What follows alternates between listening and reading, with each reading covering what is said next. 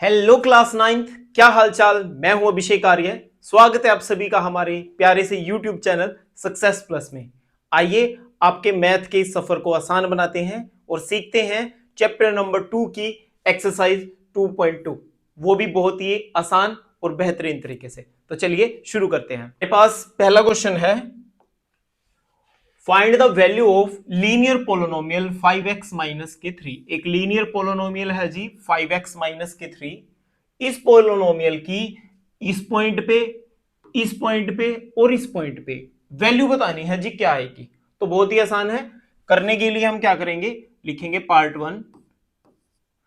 सबसे पहले पोलोनोमियल का नाम लिखेंगे। पोलोनोमियल का नाम लिखने के लिए हम क्या करेंगे, पोलोनोमियल के लिए यूज करेंगे p। चेक करेंगे उसमें वेरिएबल क्या है, वेरिएबल है x। तो ब्रैकेट लगाएंगे, ब्रैकेट में लिखेंगे x और पोलोनोमियल लिख देंगे जी 5x माइनस के 3।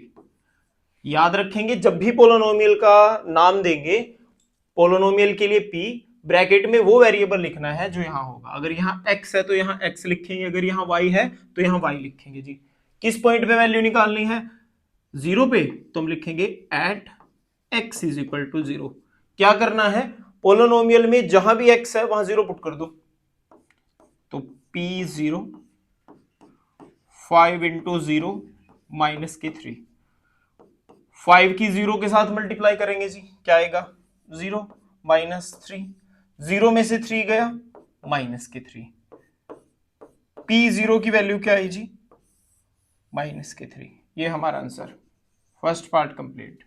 सेकंड पार्ट के लिए क्या करेंगे जी, वही पोलोनोमियल का नाम। सबसे पहले किस पॉइंट पे वैल्यू निकालनी है वो लिखेंगे, at x is equal to minus के 1। जहां भी x है जी वहां क्या पुट कर देंगे, -1 पुट कर देंगे। तो p माइनस के 1 5 इंटू माइनस के 1 माइनस के 3। ये प्लस का है, ये माइनस का है, प्लस माइनस माइनस, 5 1 जा 5 माइनस के 3। माइनस माइनस प्लस, तो 5 और 3 8। बड़ा साइन किसका है जी, माइनस का है, तो माइनस के 8। p माइनस 1 की वैल्यू कितनी है जी, माइनस के 8। Second part complete. Third part के लिए क्या करेंगे, वही सबसे पहले पोलोनोमियल का नाम 5x माइनस के 3। उसके बाद किस पॉइंट पे वैल्यू निकालनी है जी, at x is equal to 2। तो जहां भी x है वहां 2 पुट कर दो। 5 इंटू 2 माइनस के 3।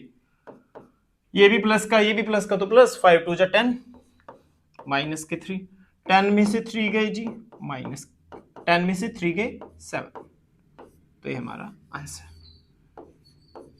इस तरीके से हम किसी भी पोलोनोमियल की किसी भी पॉइंट पे वैल्यू निकाल सकते हैं।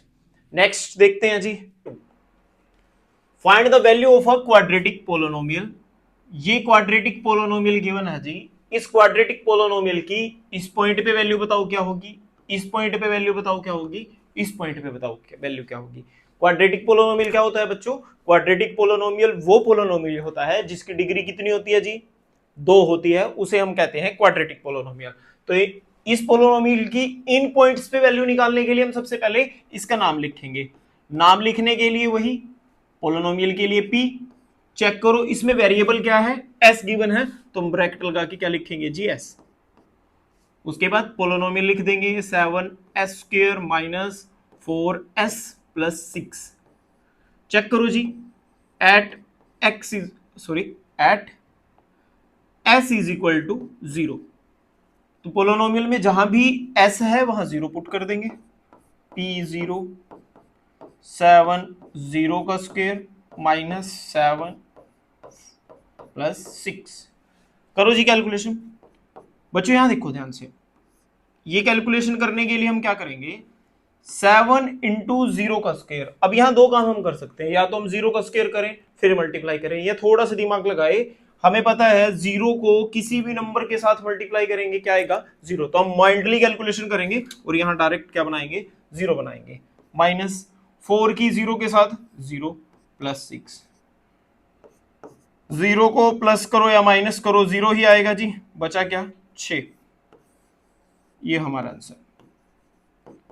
सेकंड पार्ट देखते हैं इसका, किस पॉइंट पे वैल्यू निकालनी है, -3 पे।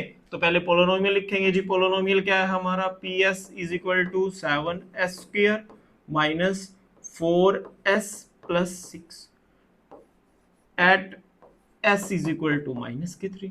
करो जी, p -3 7 -3 का स्क्वायर -4 इंटू -3 प्लस 7। अब करो जी कैलकुलेशन।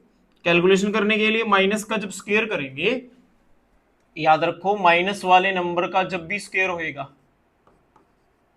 हमें हमेशा क्या मिलेगा, प्लस का नंबर मिलेगा। क्यों, माइनस की माइनस के साथ जब मल्टीप्लाई करेंगे क्या, प्लस एक्स के एक्स के साथ करेंगे तो एक्स स्क्वायर, यानी -x² का मतलब x² भी होता है जी। तो माइनस वाले नंबर का जब स्क्वायर करेंगे तो +3 का स्क्वायर करा 9, ये भी माइनस का है, ये भी माइनस का है, माइनस के साथ मल्टीप्लाई करेंगे तो +3 4 जा 12 प्लस के 6 7 9 जा 63 प्लस 12 और 6 18, दोनों को ऐड कर देंगे जी। करो ऐड, 3 और 8 11 6 और 1 7 1 कैरी 8। तो ये जो आया ये हमारा आंसर। थर्ड पार्ट है s इज इक्वल टू 4, इस पॉइंट पे वैल्यू निकाल लो जी। तो इसके लिए हम क्या करेंगे, सबसे पहले पोलोनोमियल का नाम लिखने के लिए हमें क्या करना है जी, p का यूज करना है और उसके साथ साथ जो उसमें वेरिएबल गिवन है जी वो यूज करना है। ये हो गया हमारे पोलोनोमियल का नाम। किस पॉइंट पे चेक करना है, at s is equal to 4 पे चेक करो जी। तो पोलोनोमियल में जहां भी s है वहां हम क्या पुट करेंगे, 4 पुट करेंगे। करो जी, 7 4 का स्क्वायर -4 इंटू 4 प्लस के 6, 7 इंटू 4 का स्क्वायर कितना आएगा जी 16, ये माइनस का वो प्लस का, प्लस माइनस माइनस 4 की 4 के साथ करेंगे 16 प्लस 6। करो जी इसकी, 16 7 जा कितने होते हैं जी बताओ, 16 1 जा 16 2 जा 16 3 जा 16 4 जा 16 7 जा 16 5 जा 16 8 जा 16 9 जा। अगर टेबल नहीं आता तो उसको याद कर लेना। 16 7 जा, मुझे भी नहीं आता भाई, 16 7 जा मुझे भी नहीं आता, क्या होता है तुम बताओ जल्दी कमेंट करके क्या होता है। 16 7 जो होते हैं 112 माइनस के 16 प्लस 6। अब यहां कैलकुलेशन करने के लिए चेक करो, ये नंबर प्लस का ये नंबर प्लस का, तो इन दोनों को ऐड करो, माइनस के 16, 118 में से 16 जाएंगे तो क्या बचेगा जी 102। तो P4 की जो वैल्यू आई वो कितनी आई 102। इसको बॉक्स में बंद करेंगे और ये हमारा आंसर। क्या आपको समझ में आ रहा है जी, क्या आपको समझ में आ रहा है, वेरी गुड। तो इसके बाद बढ़ते हैं नेक्स्ट क्वेश्चन की ओर। नेक्स्ट क्वेश्चन है हमारा क्वेश्चन नंबर 3। बच्चों याद रखना, क्वेश्चन नंबर 3 से लेकर क्वेश्चन नंबर 7 तक हमारे पास कुछ वर्ड प्रॉब्लम गिवन होंगी। उन वर्ड प्रॉब्लम में हमें कुछ ना कुछ फाइंड करने के लिए दिया जाएगा। तो वर्ड प्रॉब्लम को सॉल्व करने के लिए हम एक बेसिक सा मेथड लगाते हैं। जो चीज उसने फाइंड करने के लिए दी है उसी को लेट कर लो। क्वेश्चन में एक या दो कंडीशन मिलेगी, उस कंडीशन में उस लेट करी गई चीज को रखो और उस चीज को फाइंड करो। कैसे, आइए देखते हैं। जैसे इस क्वेश्चन में हमें पूछा गया है find the present age of Salil mother 3 times age Salil, यानी सलील की जो मां की उम्र है वो सलील की उम्र का 3 गुना है। After 5 years their age add up to 7 year, 5 साल के बाद जो उनकी एज है अगर उसको ऐड करें तो हमें कितना मिलेगा जी 70 मिलेगा, 70 मिलेगा। तो उनकी परसेंटेज निकाल लो। दिमाग में दो बातें रखनी है। उसने कहा है सलील की मां की जो उम्र है, सलील मदर की जो है वो 3 टाइम्स है सलील की एज का। दूसरी बात उसने क्या कही है, दूसरी बात उसने कही है 5 साल के बाद जो सलील की एज है और उसकी मां की एज है, अगर उसको हम ऐड कर दें तो हमें कितना मिलता है जी 70 मिलता है। तो ये बताओ सलील की प्रेजेंट एज कितनी है और उसकी मदर की प्रेजेंट एज कितनी है। अच्छा, अगर मैं आपसे पूछूं ये बताओ, अगर मैं आपको ये कह दूं सलील जो है वो 10 साल का है, पहली लाइन ध्यान से पढ़ो, the present age of Salil mother is 3 times age Salil present age, यानी सलील की माँ की जो उम्र है वो सलील की उम्र का 10 गुना है। अगर हमें सलील की एज पता लग जाती है तो उसकी माँ की एज निकाल सकते हैं जी हम। तो हम क्या करेंगे, लेट करेंगे सलील की एज, लिखेंगे लेट सलील प्रेजेंट एज। क्या लेट करें जी, एक्स वेरिएबल लेट कर ले, एक्स ईयर्स। अच्छा, उसकी मां की एज कितनी हो जाएगी,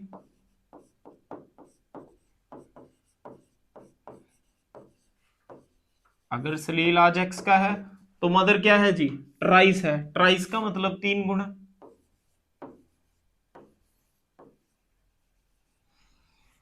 जो चीज निकालनी हो अगर वो हमें मिल जाए तो उसके बाद लिखो जी एटी क्यू, एटी क्यू का मतलब अकॉर्डिंग टू क्वेश्चन। दूसरी लाइन ध्यान से पढ़ो, उसने कहा है आफ्टर 5 ईयर, 5 साल के बाद जो उनकी उम्र है अगर उसको हम ऐड करें तो हमें कितना मिलेगा, 70 मिलेगा। तो मैं ये कह सकता हूं जी, अगर आज सलील एक्स साल का है, 5 साल के बाद वो एक्स प्लस 5 का होगा, हाँ या ना। उसकी मां आज 3x की है, वो भी तो 5 साल बढ़ जाएगी। ये जो एज है अगर इसको हम ऐड करें तो हमें कितना मिलेगा जी, 70 मिलेगा। तो सॉल्व करो, ब्रैकेट ओपन कर दो, x plus 5 plus 3x plus 5 is equal to 70। x में x ऐड करेंगे 4x, कांस्टेंट नंबर में कांस्टेंट नंबर ऐड करेंगे जी, तो हमारे पास कैलकुलेशन क्या आई, 4x। इस 10 को उठा के इस तरफ लाओ, किस चीज को हो जाएगा, माइनस का। 70 में से 10 गए 60, काट दो जी, 15 के टेबल में पूरा पूरा कटेगा। x की वैल्यू पता लग गई हमें, x पता लग गया तो सलील की एज पता लग गई, तो लास्ट में लिख देंगे सलील कितने साल का है जी, सलील की एज कितनी आ गई, जो x की वैल्यू है कितनी है जी, 15 ईयर्स। सलील्स मदर एज कितनी आ जाएगी जी,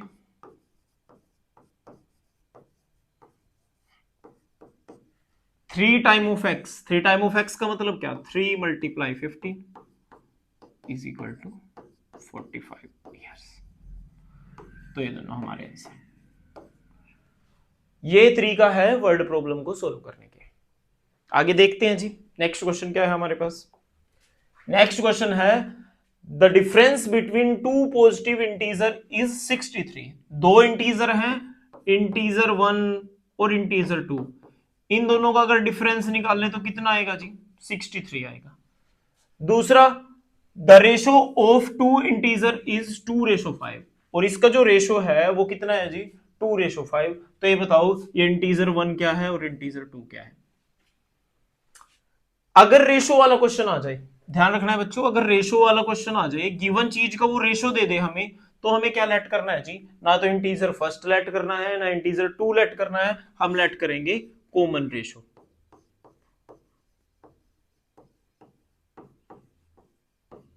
कॉमन रेशो जो होगा हमारा उसको लेंगे हम x। जो ये रेशो गिवन है, अगर इस फर्स्ट के साथ हम x लगा दें तो हमें फर्स्ट इंटीजर पता लग जाएगा, अगर हम दूसरे वाले के साथ x लगा दें तो दूसरा इंटीजर पता लग जाएगा। इसी रेशो से हम इंटीजर निकाल लेंगे। सो फर्स्ट इंटीजर रेशो क्या था, 2x, तो ये हो जाएगा 2x। सेकेंड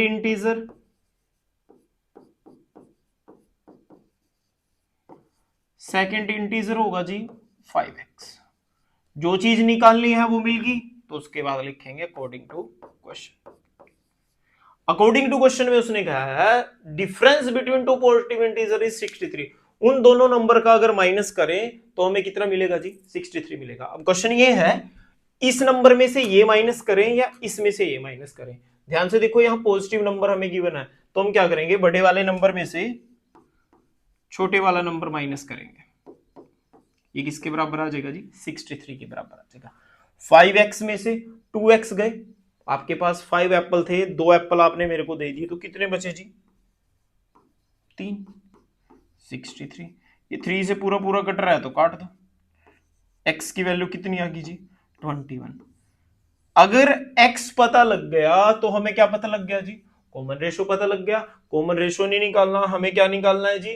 क्या निकालना है? ध्यान से देखो, 2 इंटीजर निकालना है। 2 इंटीजर कहां से निकलेंगे? इस वैल्यू में से और इस वैल्यू में से निकालेंगे, बस यहां वैल्यू पुट कर देंगे तो लिखेंगे सो फर्स्ट इंटीजर क्या होगा जी? 2x है तो ये होगा 2 इंटू एक्स की वैल्यू कितनी है? 21। आंसर कितना हो जाएगा? 42। सेकेंड इंटीजर क्या होगा जी?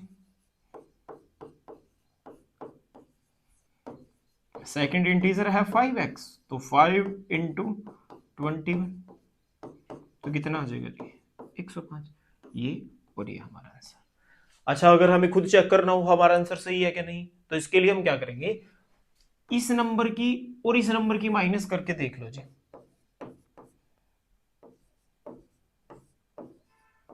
63 आ गया। उसने कहा भी था दोनों की माइनस करने के बाद कितना आना चाहिए? 63 आना चाहिए, तो इसका मतलब हमारे आंसर बिल्कुल सही है। बढ़ते हैं नेक्स्ट क्वेश्चन की तरफ।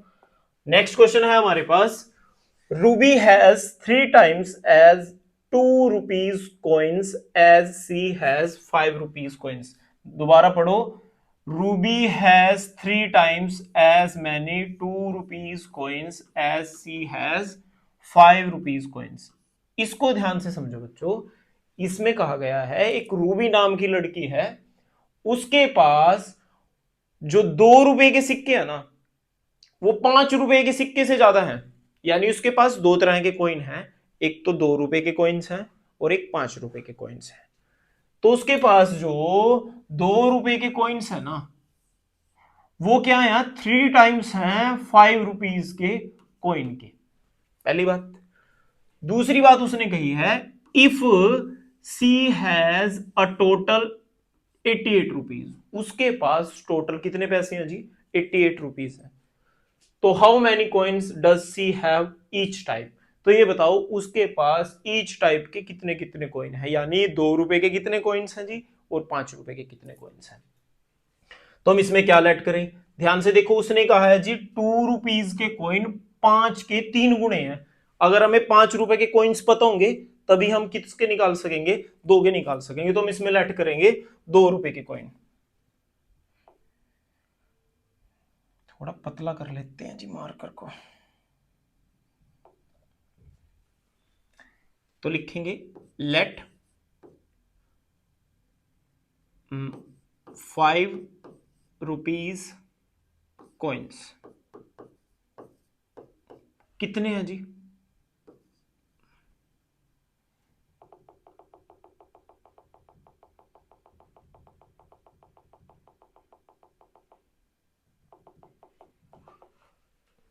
तो लिखेंगे जी लेट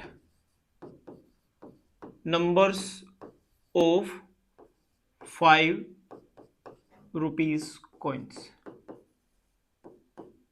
कितने हैं जी? पता नहीं जी, तो क्या लेट कर लिया? x। Number of 2 rupees coin, 2 रुपए के कितने हो जाएंगे? उसने कहा है 5 रुपए के 3 गुणे, तो ये कितने हो जाएंगे? 3 गुणे। जो चीज निकालनी है जी वो पता लग गई, तो उसके बाद लिखेंगे हम अकॉर्डिंग टू क्वेश्चन। अब बच्चों ध्यान से देखो, उसने जो दूसरी बात करी है वो अमाउंट के बारे में बात करी है। अभी जो टोटल अमाउंट है उसके पास वो कितना है? 88 रुपीज है। और हमें यहां ये बताया भी उसके पास 5 रुपए के एक्स सिक्के हैं और 2 रुपए के 3 एक्स सिक्के हैं। तो एक गड़बड़ यहां कुछ बच्चे कर सकते हैं, वो ये करेंगे जी x प्लस 3x बराबर 88। ये बिल्कुल गलत होगा जी। ये तो है अमाउंट और ये है सिक्के, यानी 2 रुपए के सिक्के कितने हैं? 3 रुपए के सिक्के हैं। अगर वो ये कहता उसके पास 88 सिक्के हैं तब तो ये कंडीशन ठीक थी, पर अब उसने कहा है टोटल अमाउंट 88 है, तो ये बात बिल्कुल गलत है जी। इसको करेंगे कैसे? हम क्या करेंगे, हम निकाल लेंगे 5 रुपए का अमाउंट कितना है उसके पास और 2 रुपए का अमाउंट कितना है उसके पास, उस अमाउंट को ऐड करेंगे और 88 के बराबर लेंगे, तब जाके हमें पता लगेगा। तो कैसे करें जी, 5 रुपए के सिक्के कितने, एक्स, 5 रुपए के एक सिक्के की वैल्यू कितनी है जी, 5 रुपए है। मैं कह रहा आपके पास 5 रुपए के 3 सिक्के हैं, तो ये बताओ आपके पास टोटल अमाउंट कितना है। तो इसके लिए आप क्या करेंगे जी, ऐड करेंगे 5 + 5 + 5, तो कितना आएगा, 15 आएगा। या दूसरा काम आप ये कर सकते हैं, 5 को 3 के साथ मल्टीप्लाई कर लें, 5 3 = 15, तब भी वही अमाउंट करेगा। तो हम भी यहां करेंगे 5 रुपीज को अगर इन सिक्कों के साथ मल्टीप्लाई कर दें तो इसका अमाउंट पता लग जाएगा, प्लस 2 रुपीज के अमाउंट को इस सिक्कों के साथ मल्टीप्लाई कर दें तो इसका अमाउंट पता लग जाएगा। टोटल अमाउंट कितना है उसके पास, 88 रुपीज है जी। ऐड करो, 5x में 6 ऐड करेंगे 11x = 88, पूरा पूरा कट जाएगा जी 11 से। x की वैल्यू कितनी आई, 8। इसका मतलब ये है उसके पास 5 रुपए के सिक्के कितने आए जी, कितने आए। तो निकालना क्या है, 5 रुपए के सिक्के और 2 रुपए के, तो निकाल लेंगे जी। अगर x पता लग गया तो दोनों चीजें पता लग जाएंगी। तो लिखेंगे सो नंबर ऑफ ₹5 कॉइन्स कितने, 8। नंबर ऑफ ₹2 कॉइन्स, ये कितना है जी, 3x है, तो 3 इंटू एक्स की वैल्यू कितनी, 8। ये कितना आ गया जी, 24। तो 5 रुपए के जो सिक्के हैं उसके पास वो तो है जी 8, और 2 रुपए के जो सिक्के हैं वो है उसके पास 24। अब चेक करना हो जी आंसर सही है या नहीं, कैसे करें, सॉल्व कर लो। 24 सिक्के उसके पास किस किस चीज के हैं, 2 रुपए के, तो एक सिक्के का रेट कितना है, 2 रुपए, 24 का कितना होगा, 48, प्लस 5 रुपए के कितने सिक्के हैं जी, 8, तो 8 पंजे 40, दोनों को ऐड करेंगे कितना आएगा जी, 88। तो टोटल अमाउंट कितना बन रहा है, 88। क्वेश्चन में भी कितना गिवन है जी, 88। तो नेक्स्ट क्वेश्चन की ओर बढ़ते हैं, देखते हैं। A farmer cut a 30 feet fence into 2 piece of the different size. यानी एक फार्मर था, उसके पास कुछ ऐसे था, उसने क्या किया जी, उसको 2 टुकड़ों में काट दिया। एक टुकड़ा तो ये था जी और एक टुकड़ा ये था। उसने कहा है डिफरेंट साइज है, यानी एक टुकड़ा छोटा है और एक टुकड़ा बड़ा है जी। The longer piece is 4 time as long as shorter piece. जो लॉन्गर पीस की वैल्यू है वो क्या है जी, 4 टाइम्स है छोटे वाले पीस की। तो ये बताओ हाउ लॉन्ग आर 2 पीस, इस पीस की लेंथ कितनी है जी और इस पीस की लेंथ कितनी है। टोटल जो लेंथ है उसकी वो है 30 फीट। एक फार्मर के पास एक मान लो एक रस्सी का टुकड़ा था, उसने क्या किया, वो 2 टुकड़ों में काट लिया, एक टुकड़ा छोटा एक बड़ा। बड़ा जो टुकड़ा है वो छोटे टुकड़े का कितना है जी, 4 टाइम्स है। तो ये बताओ छोटे टुकड़े की वैल्यू कितनी है और बड़े टुकड़े की वैल्यू कितनी है। ध्यान से देखो, अगर हमें शॉर्टर फीस पता लग जाए तो बड़ा पता लग जाएगा, उसका 4 टाइम है। तो लेट क्या करेंगे, शॉर्टेस्ट फीस या शॉर्टर फीस, तो लिखेंगे लेट शॉर्टर पीस लेंथ। कितना बड़ा है जी, पता नहीं है जी, तो x फिट मान लो। लार्जेस्ट फीस की लेंथ कितनी हो जाएगी,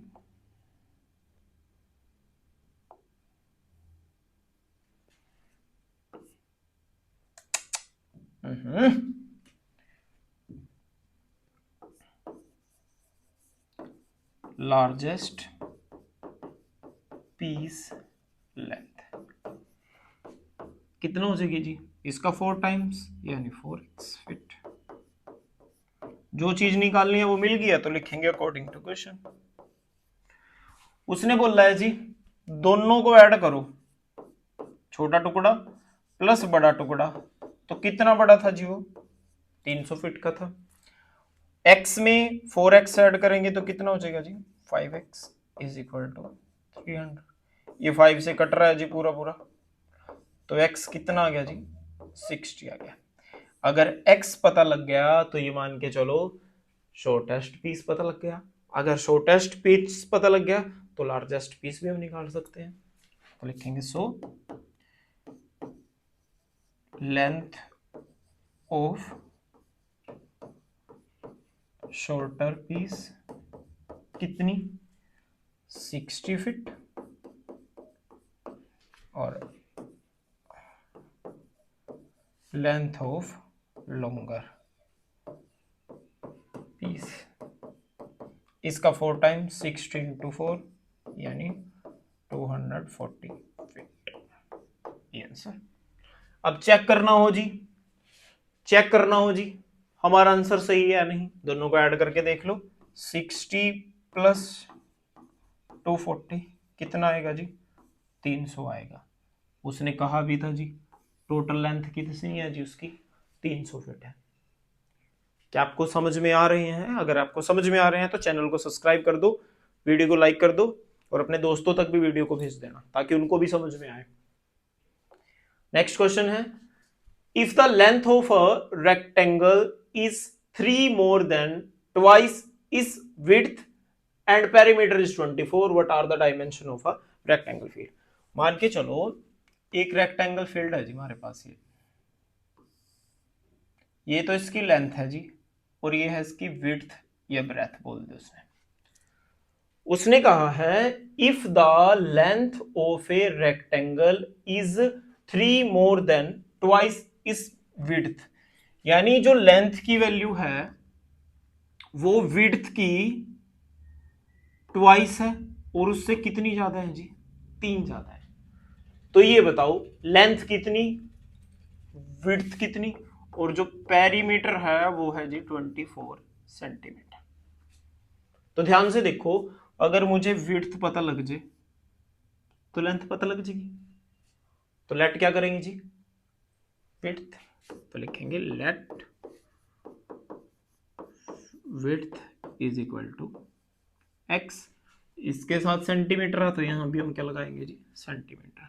लेंथ क्या हो जाएगी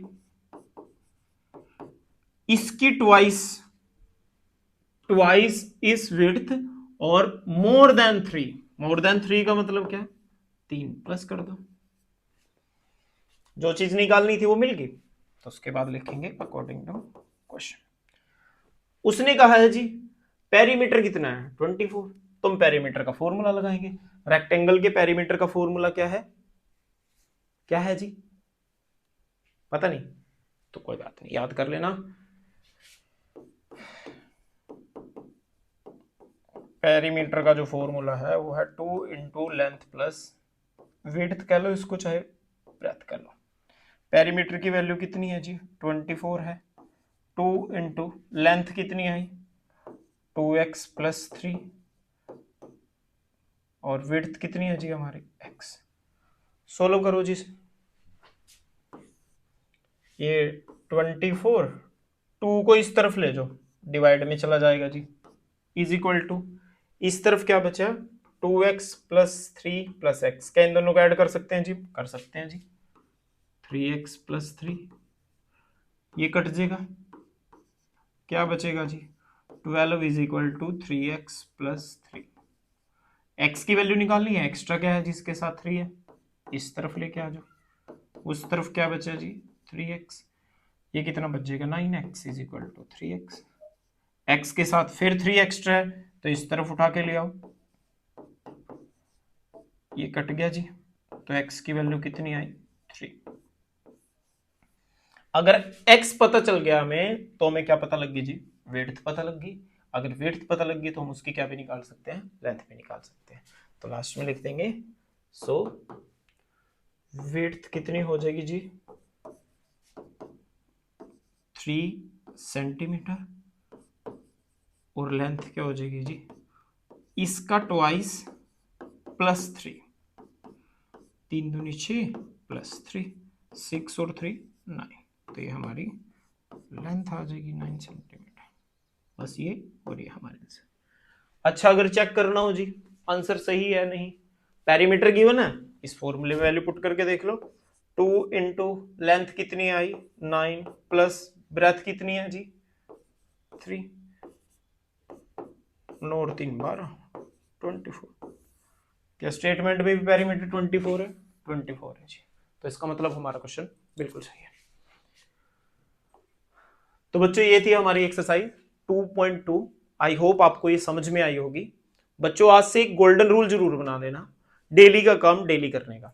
जो बच्चे इस रूल को फॉलो करते हैं वही बच्चे अपनी लाइफ में सबसे ज्यादा सक्सेसफुल होते हैं।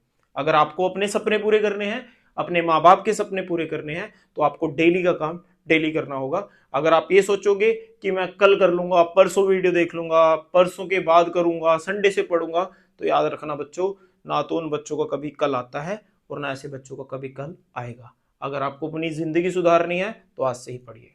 Thank you. जय हिंद।